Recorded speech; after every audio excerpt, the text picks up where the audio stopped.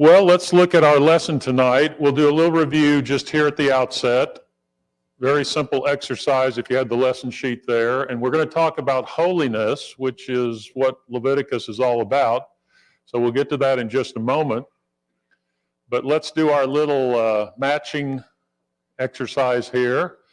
So we've got the first 5 books of the Old Testament, the Pentateuch, the Torah, and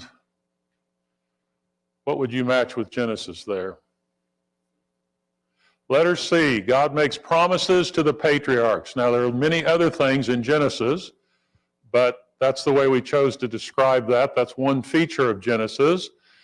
What would we say about Exodus with the choices left there? Which one would you choose? Yeah, letter E, God delivers Israel, makes a covenant with them. And we talked about that a little last time. How can you kind of divide the book of Exodus? I mean, you can divide it several ways, but what's one sort of twofold way you can divide it? Anybody remember? Yeah, before and after Sinai. So chapters 1 to 19 is where they get to Sinai. Chapters 19 to 40 are where they're at Sinai. They get this covenant, they build the tabernacle, etc. Yeah, very good. All right, Leviticus is about what? Letter A, right? Contains the priestly ordinances, sacrifices, etc. So we're going to discover a little more of that as we go along. And then Numbers, letter B, nope, letter D. Yeah, B and D sound a lot alike. Israel departs from Sinai for Canaan. And so we got one choice left. You can't miss this one. It's letter B. Moses delivers the law a second time. So when you put those together and kind of line them up there, you've got the first 5 books of the Old Testament. So I don't think any of that's all that profound, just kind of matching what those are about. But this is where we got last time, and we didn't quite finish the lesson, so that's where I want to start. With those first 5 books of the Bible, think back to the time when you were in your junior high Bible school class or your 6th grade Bible school class, and you got your workbook, and you looked at the back page, and it had a picture like a bookcase, and there were all the books of the Bible in the bookcase. And so up at the top there were Genesis, Exodus, Leviticus, Numbers, Deuteronomy. And what was the label that was under that? Okay, for me it was the law. Okay, could be several things, but generally speaking, I always learn those are the books of the law, right?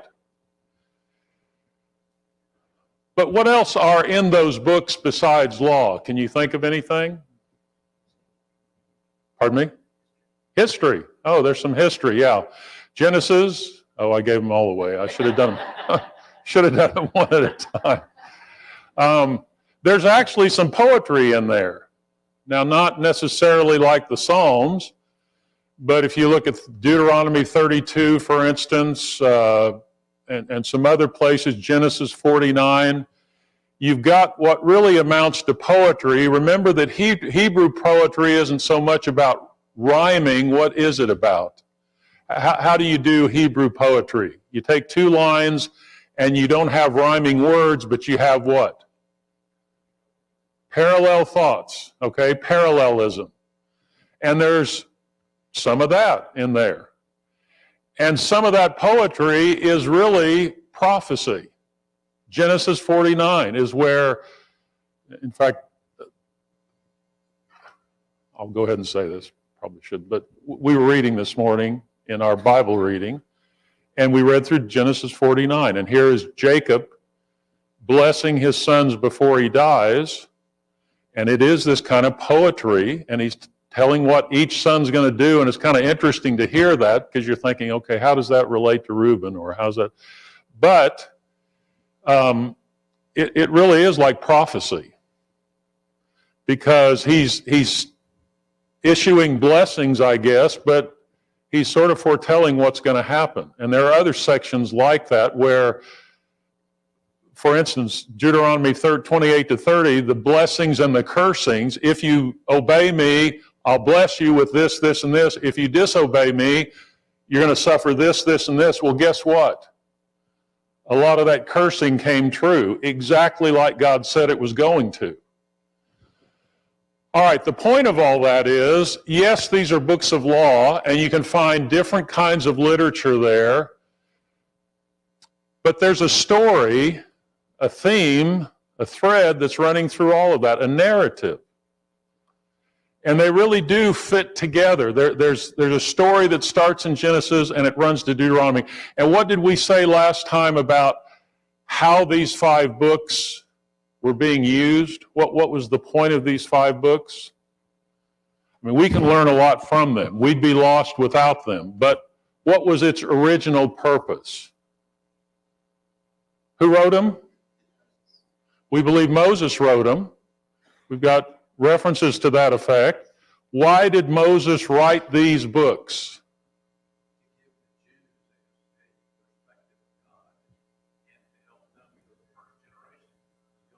Okay, to tell the Israelites as they're getting ready to go into the land what their history is. They don't have a written history as of yet. Now they do. So let me ask you this question. If we were to think about those first 5 books, and we'll call it here the Pentateuch story, garden to garden, we'll see what the second garden is here in a moment. You know what the first one is. What would you think that story goes like in those first 5 books? Give me a summary of what you think that story is. Creation. God started everything off. The fall, there's sin. What happens as a result of sin? Separation from God, taken out of the garden. But God does what? All right. He makes some promises. He chooses a seed through whom to bring about eventual promises. And so we just talked about Israel at Mount Sinai making a covenant with God. And so things seem really good, but what happens right then and there? Chapters 32 to 34 of Exodus. We just studied it. Moses is up in the mountain getting the laws that say don't worship any other God, and the Israelites are down worshiping another God. And so God could have started over at that point, but instead Moses intercedes and God says, okay, I'll go with you into the land. And so they eventually make it up there, not before they do what else that we haven't studied, but what else happens? 40 years of wandering because they disobey God. They don't have confidence or faith in Him. All right, so we could say it this way. Man's in a relationship with God, he disobeys, and then after that you've got these cycles of punishment, disobedience, punishment. God starts over. He selects a nation, gives promises, but then that nation goes down into a strange and evil land. God chooses someone to bring them out. They're delivered from slavery. They begin a journey. They make the covenant with Him at Sinai. But the disobedience doesn't stop there, even though they say, yes, whatever you say, we're going to do. And so now they've arrived at the doorstep of the promised land.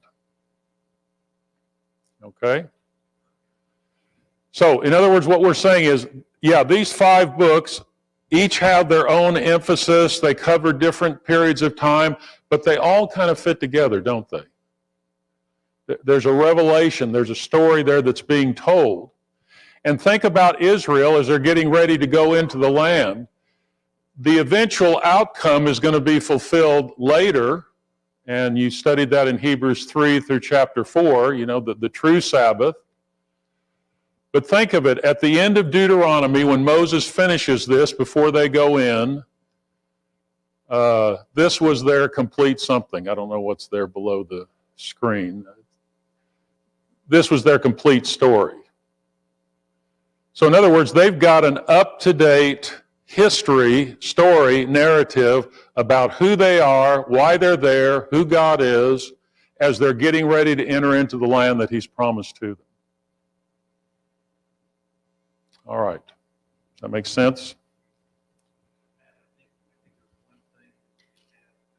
Okay. It describes a relationship of love between Yes. a father and a child. Okay. And that father-child relationship is you have a father in heaven, and the children of Israel were the child. And his love for them and how he wants them back with him. Okay. And how he is setting his course out. Okay. And it's a relationship. Yes, very much so.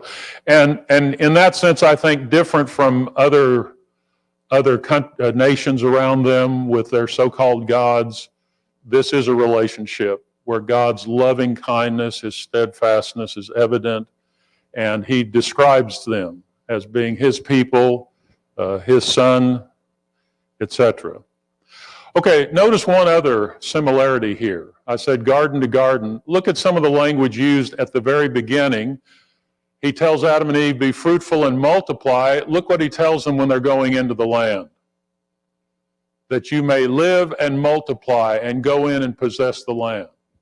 Sounds similar, doesn't it? We find a description in Genesis 2 of the river that flows out of Eden, that waters the garden.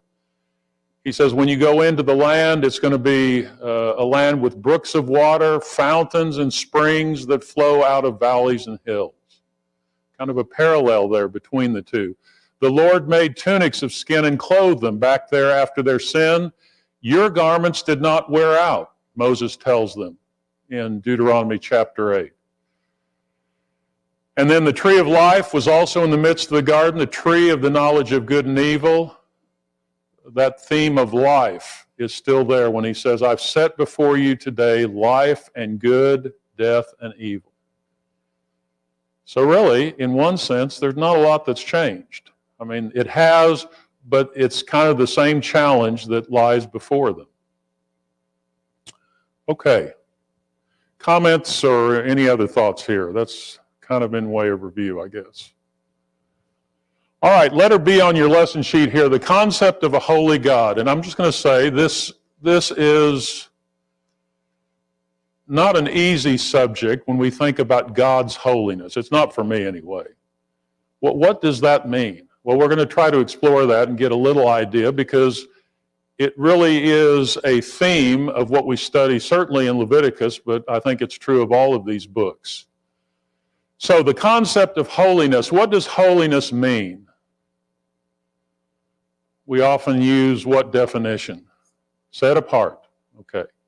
By which we mean what? What does it mean to be set apart? All right, different. Any other synonyms we've got? Yeah, Ian?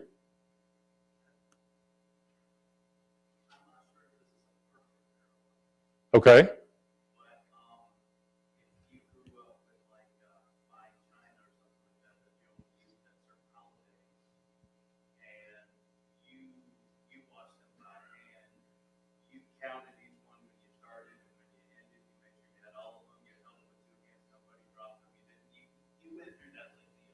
Okay.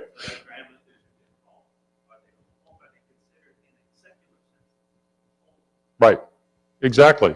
So the idea of being set apart is something that's special, something that you're using for a special purpose or occasion. And China certainly fits that, and there are probably 100 other examples. So this idea of being set apart, and then in order for somebody to become set apart, we sometimes use the term sanctified or consecrated. So there is something that is holy, or there's something that's made holy, and sometimes the words used are consecrated, sanctified.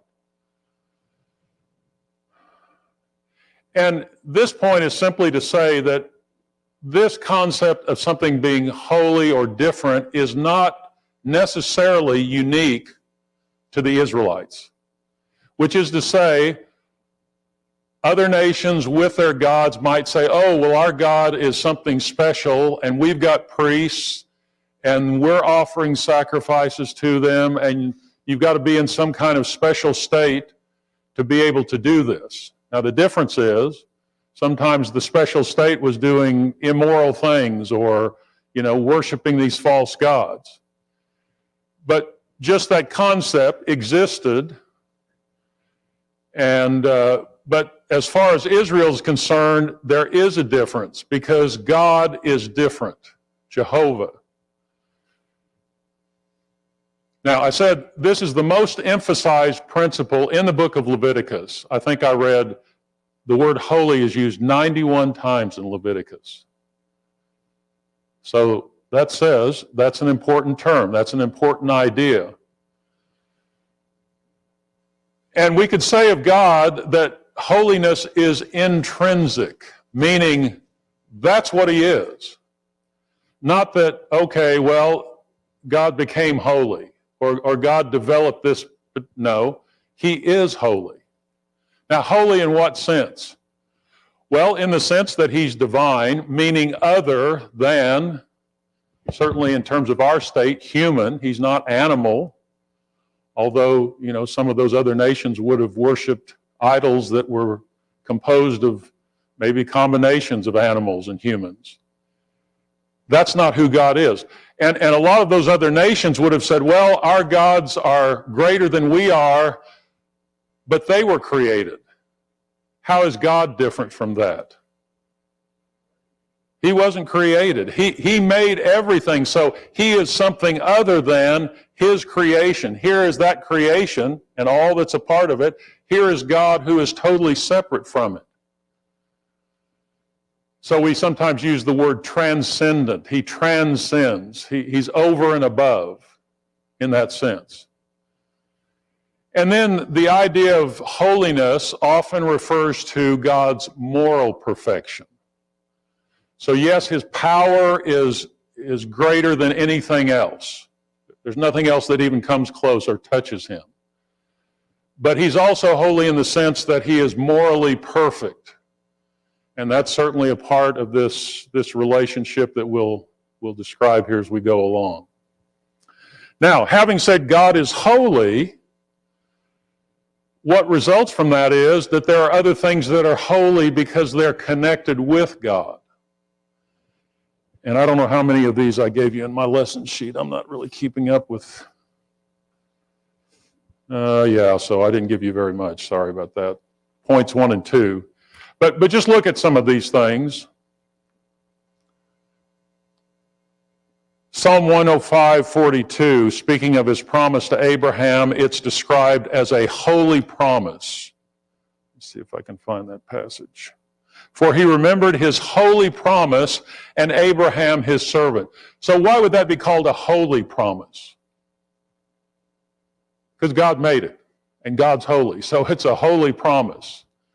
Okay? Heaven is said to be his holy habitation. That's where God lives. So that is a holy place, if we want to call it that.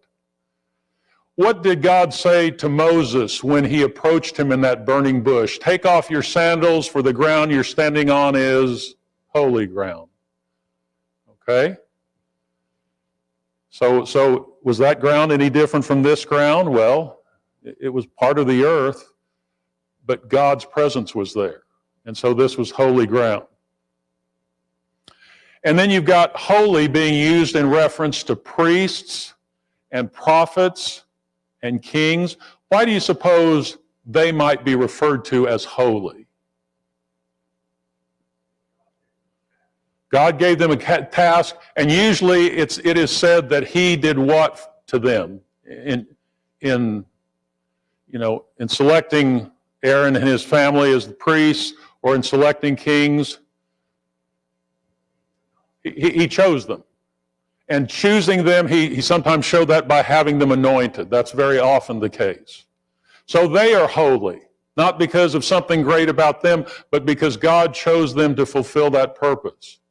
And then think about the Nazirite vow, or think about the firstborn. We just studied that in Exodus, where God spared the firstborn, as a result of which they're set apart to him. He owns them, and they can redeem them. But they're special. What was a Nazirite vow? It was composed of doing what sorts of things? You wouldn't cut your hair. Okay, so is that just, I want to have some long hair? It's really demonstrating that as long as your hair is uncut, you've kind of made this vow to God. What else were you not supposed to have a part of? Anything to do with grapes, anything to do with the vine. And those things indicated what? Why would someone take a Nazirite vow? Dedication to God. I'm going to dedicate this period of time during which I'm taking this vow. God is the focus of everything I'm doing. And they could take that vow if they wanted to. You think of Samuel, whose mother sort of promised him to God, or you think of Samson, who didn't do very well with that vow. But it seems like he was dedicated to God. Probably the most visible expression of God's holiness is this thing we've just studied. The sanctuary of God, which initially was the tabernacle, later it became permanent in terms of a temple. So here is God, and these things, as we've said, derive from Him, so they are also holy. But probably the greatest symbol of that, at least as far as the Israelites are concerned at this point in time, is this tabernacle that they built according to this pattern. And last time we said that the tabernacle is special, but what's so special about this tabernacle? What's kind of the bottom line about the tabernacle? Okay, it's God dwelling with them. So right here in the middle of the camp, surrounded by all these other tribes, maybe 2 million people, is really not that big of a structure, the tabernacle. So here is God, in a sense, dwelling with man. Now, why is that important? Or is it important? Pardon me? That was the original setup. Perfect. George says. So God wanted to dwell with man, but that had been taken away because of sin. Now God's trying to dwell with man again. So here, in sort of an imperfect sense, God is able to dwell with them. Why imperfect? Why is this not the ultimate? That God's now right there in the middle of the camp. What did we say last time? You remember? Yeah. There He is. Right there we can see His presence, this pillar. And yet, we can't go into His presence. We can't enter in there and just march right in and be a part of that. So on the one hand, inclusive, on the other hand, exclusive. And look at the last few verses of Exodus 40. Because, there are important things in Exodus, but I think this is really where this account culminates. Moses gets the instructions about how to build the tabernacle. They disobey chapters 32 to 34, chapters 35 to 40. They finish the tabernacle, and what happens right there at the end, if I can get there? Maybe you can find the verses before I do. It's about 35 to 40 or something. 34. Okay. Cloud covers the tent of meeting. Glory of the Lord filled the tabernacle. Moses was not able to enter because of the cloud settling on it. And then we're told about the cloud and the role that it plays. So God is now present among them. And there's sort of a tangible evidence of that by what they see among them. Okay.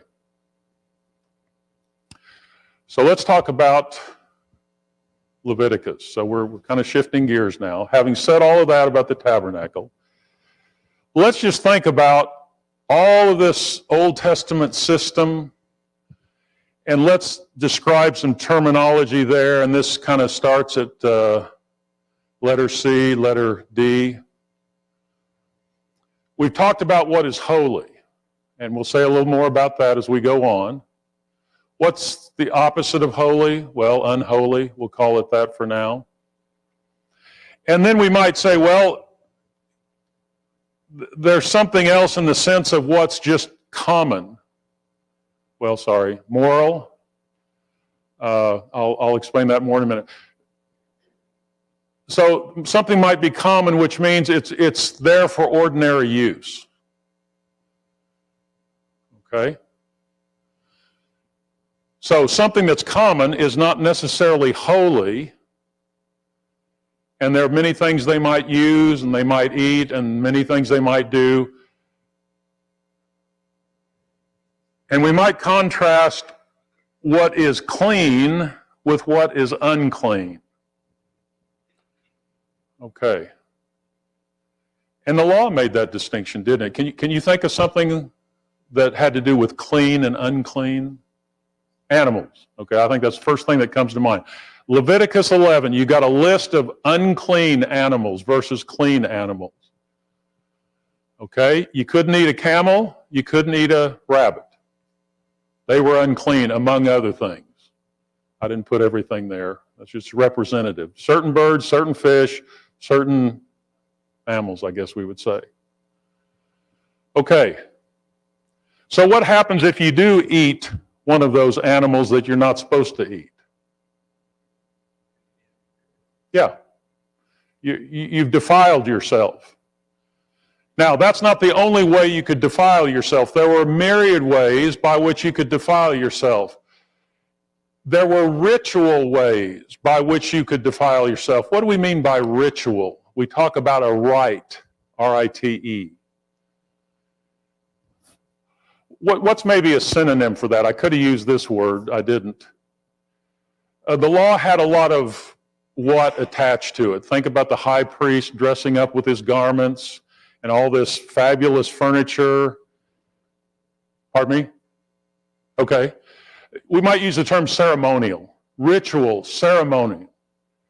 Okay? So these are kind of outward symbols of things, but they don't, in and of themselves, it's not inherently moral one way or the other. Okay? Does that make sense? Let me give you some, for instances. Here are some things that the law said, if you have this, or if you've touched this, you are unclean. Now let me ask you, was it a sin to live in a house with mold? I mean, if you discovered mold, are you constituted a sinner because there's mold in your house? And the answer is no. Now, you were unclean. Your house was unclean. You got to do something about that mold. And we could talk about why some of those things are as they are. Leprosy, skin disease. Touching a dead body. Yeah, Ian? Yeah, okay, giving birth. So is giving birth to a child a sin? No, it's not. But a woman was unclean for a period of time after giving birth. And that's what we describe as ritual uncleanness, meaning that they haven't done anything morally wrong, but there were certain things that God said as a part of the law, if you are in this state or if you've been exposed to this, then you are considered to be unclean. Well, what difference does that make? If you're in an unclean state, can you just march right in and do whatever God? No. You've got a problem there. In fact, notice this. Leviticus 19:19. If you mix seed when you're planting, you violated the law. Now, when I was about 12 years old, we'd go out in eastern Colorado, and my grandfather grew wheat there, my dad, and they'd get some rye in the wheat. And guess what happens when you plant the crop? You get all this wheat, and then you got these stalks of rye sticking up here and there. Well, what happens if you keep planting that year after year? Pretty soon you got a big mess. You got wheat and rye. So guess what the grandchildren got to do? They got to get out there, a section of ground, hot day, no trees, and walk down the rows and pull the stalks of rye and, lay them down. It's still green. Not the most exciting thing I've ever done. Okay, but that's the principle, isn't it? Don't use two kinds of thread in a cloth. Don't yoke two different kinds of animals under a yoke. But we might say, what in the world is that about? Yeah, George? So, you're preparing them for their eventual entrance into the land. I was talking to kids about this today. Good. In order for the equations in the land, or to just utterly destroy the people and have the land, and those are going to give into their lives. Okay. You know, and what did they do when they first got the land? They ate deals and they took them. Yeah, yeah. So all sorts of rules and a lot of things connected with that. But we might just scratch our heads with these and say, well, why would that be unclean? Well, God was teaching a lesson, wasn't he? About making a distinction between things. Sometimes it was moral and sometimes it wasn't. So let me show you here that yes, there were things that were immoral. I mean, go to Leviticus chapter 18, and there's some things described there that are immoral. Well, those certainly make you unclean. But whether it's ritual uncleanness or immoral uncleanness, there's a sense in which those were kind of intertwined together. What happens if you're unclean? Well, there are consequences. You're excluded from the community for a period of time until you're cleansed, like the leper, or like some of these others. And you can't go worship in God's sanctuary because you are considered unclean. So what's the answer? The answer is to be sanctified, to be cleansed. Now, sometimes that really wasn't the answer. God would actually judge someone for what they'd done, and there really wasn't a sacrifice for it. So some of those things were rather severe. On the other hand, if you could sacrifice and make yourself clean, not that you were doing it, but say offer an animal sacrifice, and you're cleansed by that sacrifice, you would become pure, and now you are able to enter into the presence of God. Yes.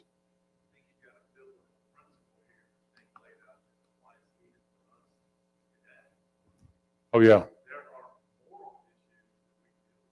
Okay.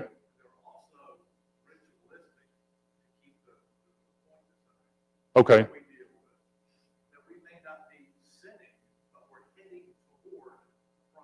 Okay. And we need to course correct whenever Yes. we find ourselves. Okay. Not that we sin, but we need to move our cups. Okay. Very good. Hang on to that. We're going to try to get as much of this as we can. I'm running out of time here. So let's think of some principles to do with what we've just said. I hope that makes sense to you, because this whole system that we're studying kind of revolves around this idea of you got to be pure and cleansed and clean to be in the presence of God. So God wants his people to be holy, and sin makes them unholy. Uncleanness results, as we just said, from both moral and ceremonial defilement. Israel had to be ceremonially clean to seek communion with God. If they were unclean, if they were unsanctified, then you can't have communion with God. That's the principle, going all the way back to Eden. And sometimes this results in sanctification by cleansing the defilements. Sometimes we said judgment. So God's got this system by which someone could become holy even though they'd sinned ceremonially or morally.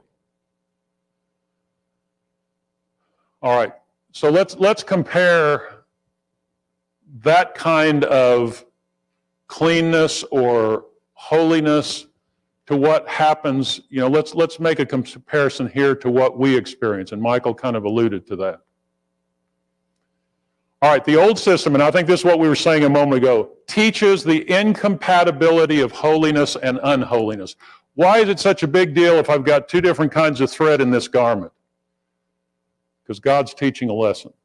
The difference between being holy and not being holy. As we said, the Mosaic system combined those two things together. But look what Jesus does. You remember when Jesus and his disciples were walking through the grain field, and the scribes got all upset, and they said, "Why don't you keep the tradition of the elders?" And Jesus went on to explain some things to them, but then he got with his disciples and he said, "What is it that defiles a man? It's not what goes in ceremonially. It's what comes out from the heart. Okay? What did the scribes and Pharisees tend to emphasize in the first century when Jesus came along? The outward or the inward? They were all about the outward. Now, it wasn't wrong to be doing some of the outward things that they were concerned about, but what was Jesus warning to them, or I can't think of the term I want to use. What did he say they really needed to do? Said like your tithing mint, anise, and cumin. Did he say, forget tithing? Give that up. No, he didn't say that. But what did he say was equally important? Mercy, justice. So it's not that you don't do this one, but don't forget this part, which is the most important part. Isn't that what Jesus does in the Sermon on the Mount? He says, yeah, you've made it all about the outward things so that you can kill your brother, or, you'll say, don't kill your brother, but you can be angry with him. No, you're not even supposed to be angry. So the true defilement, when Jesus comes and makes it clear, is this behavior that's contrary to God's moral holiness. That's true even in worship. We're not going to spend a lot of time on this, but when Jesus comes along to the woman at the well in John chapter 4, she says, well, our fathers worship in this mountain. And what point does Jesus make? It's no longer about what? Where you worship, or a certain building in which you worship. It's that you worship in spirit and in truth. So that's a difference from that Old Testament worship. All right? Sanctification under the new covenant. Now, we've just studied Hebrews. The animal sacrifices could not take away sin. Now, those were real sacrifices. No question about that. They were killing those animals, but that blood was not going to cleanse their sin. And that's what the writer says in Hebrews 9. It can't make the worshiper perfect. So Jesus came along, he offered his blood, and so the writer says, now you can be cleansed because it's by his blood. It's not ritual, it's the reality of his doing what he came to do. And think of this, under the Mosaic covenant, even if you were in a clean relationship, you couldn't go into the presence of God. You had to be a priest to do that. The Most High Priest could only go into the most holy place once a year. What about us? Can we go into the presence of God? Well, not in heaven, but what's the writer of Hebrews say? He talks about us drawing near, doesn't he? Over and over again. And then notice this one. All of our behavior is to be holy. Look at some of these passages. Be holy in all manner of living, Peter says. All right, what's he mean by that? Be holy in all manner of living. Yeah.